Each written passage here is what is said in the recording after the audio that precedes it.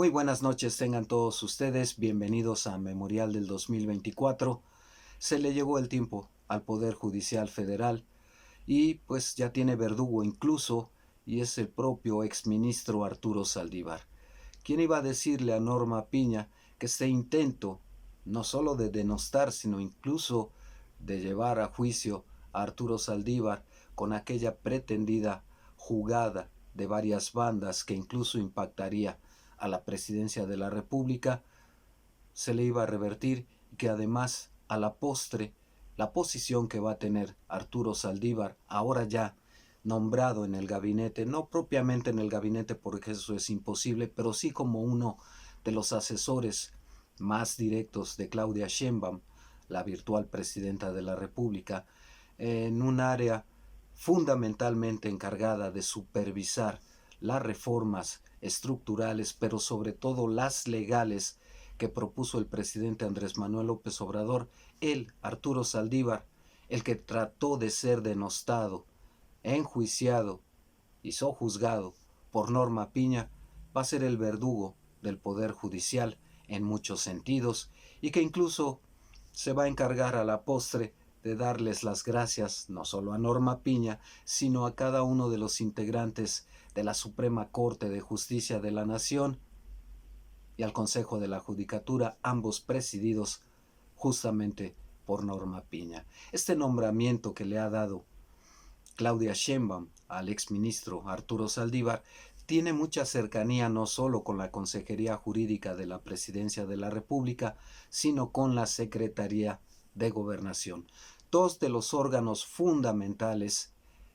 que rigen la vida legal del Poder Ejecutivo Federal y que, encargado precisamente Arturo Saldívar de supervisar el contenido de las reformas en su legalidad, pero también en su concreción, va a ser fundamental, muy particularmente en el caso del Poder Judicial, porque si alguien conoce cada una de las dificultades que entraña esta reforma, cada una de las resistencias y, sobre todo, de los defectos, de las inconsistencias, de las tranzas, así como de la corrupción en el Poder Judicial, es precisamente él. Así que, pues ni hablar, Norma Piña en aquella jugada de varias bandas que incluso pretendía llegar a la presidencia de la República, lo dije desde ese entonces, en su momento, va a ser muy complicado que fecunde porque las acusaciones que virtió sobre el exministro Saldívar carecen de fundamento, no pueden tocarlo, no hay legislación alguna firme para que el Consejo de la Judicatura pudiera llamarlo a cuentas. Sería algo sin precedente, tendrían que sacárselo de la manga y para empezar no están facultados, quien legisla es justamente el Congreso de la Unión y ellos pueden modificar su ley orgánica y su reglamento interno, pero ya tratándose de acciones punitivas como las que pretendía Norma Piña, hay que irnos con mayor calma y más despacio, porque Arturo Saldívar sí lleva prisa, y quién iba a decirle a Norma Piña que va a ser él, su archienemigo, el encargado de darle las gracias a ella y a toda esa partida de jueces, de ministros de la Corte, por sobre todo, que están en contra de la 4T y que, pues más que estar en contra de la 4T, están a favor de sí mismos y de los intereses que los llevaron al poder judicial y al poder mismo económico del que ahora gozan, y también los llevaron ahí para servir a esos intereses. Bueno, es cuestión ya solo de tiempo. Les decía,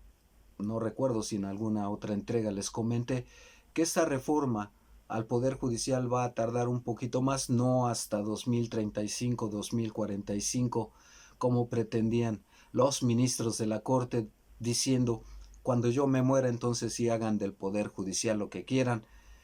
No, no va a funcionar así.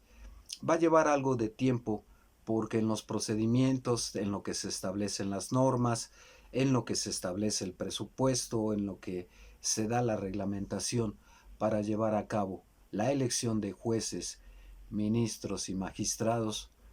pues requiere su tiempo porque sobre todo se quiere hacerlo también en paralelo con los tribunales superiores de justicia de los estados, los poderes judiciales de cada entidad federativa. Así es que, pues muy probablemente esta reforma se lleve a cabo en dos partes inicialmente. La primera, la primera, la que da al traste con Norma Piña y compañía, se esté concretando a mediados del año próximo, que es importantísimo porque ya nos quitaríamos a estos individuos de encima, a estas ministras, algunas, la mayoría de ellas, empezando por Norma Piña, nos las quitaríamos de encima. Y, por otra parte, en 2027, en la elección intermedia, bien, se pueden elegir ya el resto de las posiciones. 2027 elecciones internas para que se empate el proceso electoral y salga más barato, aunque ya les comenté que a final de cuentas la sugerencia es que se tome el dinero de los fideicomisos y todavía sale sobrando una muy buena cantidad de recursos, sale sobrando de tanto que tienen para pagar esa y 2 o 3 reformas y elecciones de jueces, magistrados y ministros. En fin, en 2027 se terminaría de concretar 2 etapas. Por lo pronto quitar de en medio a estos que están ahí, con la posibilidad de que si quieren participen en 2027 para ser electos popularmente, lo cual dudo muchísimo, y por la otra, en ese 2027 terminar la elección tanto del Poder Judicial Federal como tal vez ya haber empezado la que corresponde a las entidades federativas. Ni hablar. Lo que ha ocurrido y pues a final de cuentas es fundamental. La reforma electoral se va a retrasar justamente un poco porque hay un órgano electoral que se va a encargar de llevar a cabo la selección, de presidir los comicios en los que se va a elegir a nuevos jueces, ministros y magistrados, y ese tiene que ser el INE, como lo concebimos hoy, como está conformado hoy, con todos sus bemoles, porque hay gente ahí de la oposición, de Lorenzo Córdoba, de Claudio X, de PRI y PAN. El PRD ya no existe. Entonces, bueno, aún con esos bemoles, habrá que jugársela con el INE porque sería muy complicado llevar en paralelo ambas reformas, la electoral y la del Poder Judicial, porque en ambos casos se requiere un órgano que elija a sus nuevos integrantes. Pero es cuestión de tiempo. Guadalupe Tadei ha estado muy presente en estos foros de reforma al Poder Judicial y ha llevado su listado de dudas, inquietudes, cuestiones que tienen que dilucidarse, cuánto va a costar, más o menos lo mismo que una elección presidencial, algo así como 7,000 millones de pesos, eliminando los recursos que se le dan a los partidos porque ellos no compiten en estas elecciones, pero también cómo se va a organizar por distritos, se tiene que crear un reglamento exprofeso para la selección, se les va a dar gasto de campaña, el acceso a los medios de comunicación, cuáles van a ser los mecanismos de impugnación, quién los va a resolver, en fin, es crear todo un andamiaje que parecerá para muchos engorroso. Se trata de la primera vez que se hace un ejercicio así, no solo en nuestro país, a nivel global, y por supuesto que va a costar algo de trabajo, pero bien vale la pena porque va a ser el cimiento de lo que en adelante constituye el mecanismo para elegir a jueces, ministros y magistrados y llamarlos a cuentas y elegir también a quienes van a integrar ese órgano autónomo independiente que se encargue de supervisar el desempeño precisamente de los integrantes del Poder Judicial. Guadalupe Tadei ya lo ha puesto sobre la mesa y creo que son consideraciones fundamentales. De ahí, y no por otras razones, me parece que el INE todavía se queda un rato, por lo menos hasta 2027, y sacar adelante este proceso porque urge renovar al Poder Judicial para que deje de ser obstáculo, no solo para el ingreso de recursos al gobierno de la República con todo esto, estos procesos legales que han retrasado en la Corte mediante distintas estrategias para que los potentados no paguen, entiéndase Ricardo Salinas, en fin, muchísimos otros empresarios que deben millonadas con las cuales podrían financiarse muchísimos programas y que sin embargo estos ministros que se dicen puros y blancos, honestos, un dechado de virtudes, han entretenido ahí, a pesar de que en cada juzgado, en cada tribunal, ya les dieron palo y ya solo falta que en un día la corte revise y diga, pues es que ya no hay nada que discutir, puesto que todas las instancias han sido agotadas, páguese simplemente el recurso, pero eso lo están retrasando. Entonces, pues bueno, por eso es primero que urge la reforma al Poder Judicial Federal, eso entre una serie de reformas estructurales que vienen en puerta, y si se sigue teniendo un Poder Judicial adverso, si ahora están tratando de tumbarle la mayoría a Morena y sus aliados con las plurinominales, imagínense todo lo que ya pasó Andrés Manuel López Obrador con cada reforma, con cada proyecto emprendido que tenía un solo amparo y se los concedemos a todos. Así, de ese tamaño. Solo porque se están defendiendo intereses ajenos al bienestar de los mexicanos.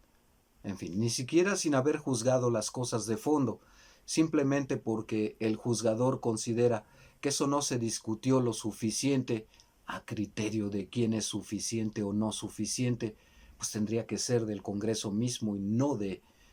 el Poder Judicial. Imagínense que en todo caso que para cualquier fallo, en todo caso el Congreso le dijese al Poder Judicial, es que no lo discutiste, no lo analizaste lo suficiente en alguna reforma como la energética, la eléctrica, en fin. Así que vuelve a revisarlo, so pena de que te sancionemos y te armemos un juicio político. O diciéndole alguna otra barbaridad como esas, sin haber resuelto de fondo las cosas. El Poder Judicial ha cancelado muchas y ya es tiempo de que eso termine. Bueno, pues por lo pronto, insisto, es un proceso que va a requerir mucha ingeniería institucional para transformar al Poder Judicial Federal, pero bien vale la pena. Lo paradójico de todo esto, y lo insisto, es que Norma Piña creyó que podría aplastar a Arturo Saldívar y él se va a quedar como uno de los ejes del gobierno de Claudia Sheinbaum para emprender las reformas, y Norma Piña va a salir por la puerta de atrás de la historia, del Poder Judicial y de este proceso mismo en el que no quiso ser protagonista, ni iniciarlo por cuenta propia, ni colaborar con él. Hay algo que reconocerle, a final de cuentas, se va del poder, va a sucumbir plantada en su necedad, en su escasa disposición al diálogo, en su férrea voluntad, insisto, hay que reconocérselo,